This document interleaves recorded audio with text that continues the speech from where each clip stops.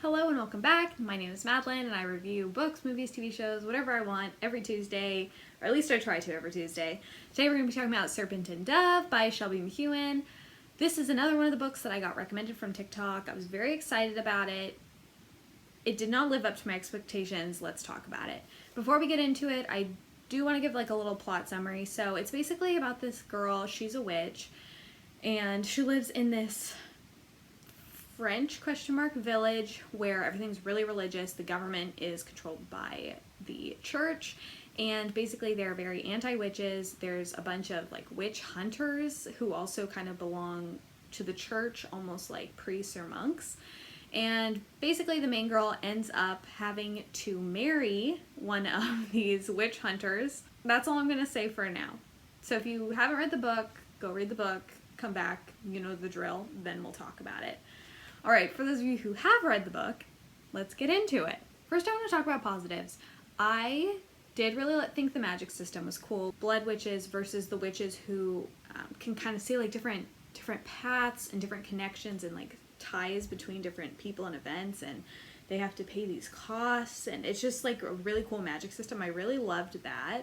I also thought the way that the setting and world was done really well. I could totally understand exactly how the government worked, how it felt to be a member of that society, so I thought that was done well as well. I also really liked Ansel.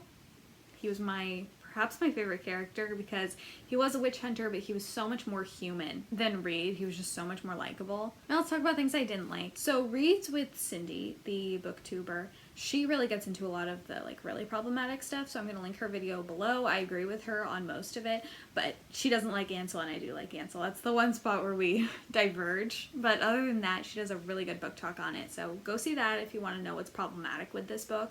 Something I personally didn't like is how the enemies to lovers trope was used. Normally with enemies to lovers, you have enemies and then like all these events happening. They start kind of getting closer and closer and closer, and then they have a setback, and then they get closer, and then blah, blah, blah, blah, and then they end up lovers.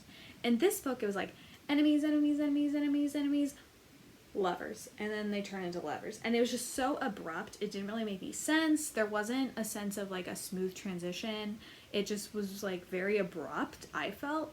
And I think it could have been done a little bit better, more gradual. My other problem with it is I just could not relate to the main character. Like, I could not relate. I felt bad that her mom wanted to sacrifice her. I really liked when she and Rita ended up together, but her personality, something about it was just like off, because to us as a reader, since we have her brain, since we're reading like her thoughts and everything, it's like she's so vulnerable all the time, but then like to other characters she's so crusty and like grouchy. But it's like there's no bridge between those two, and I just didn't find her relatable or understandable at all.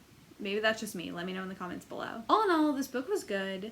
I think I would read the second one if it was around, but I don't think I'm gonna like seek out the second book specifically. Have you read this book? Let me know in the comments below. As always, please, please, please like, share, comment, subscribe, tell a friend. It really means a lot to me.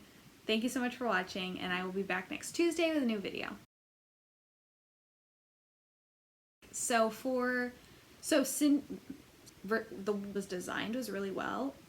Normally with enemy, do what you gotta do.